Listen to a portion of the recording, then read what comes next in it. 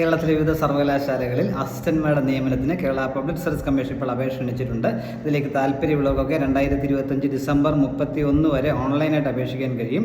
www.keralapsc.gov.in എന്ന സൈറ്റിലെ notification ലഭ്യമാണ്. ഈ സൈറ്റ് വഴി നമ്മൾക്ക് ഓൺലൈനായിട്ട് അപേക്ഷിക്കാൻ കഴിയും.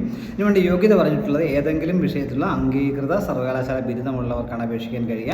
18 മുതൽ 36 വയസ്സിലുള്ളവർക്ക് അപേക്ഷിക്കാൻ കഴിയും.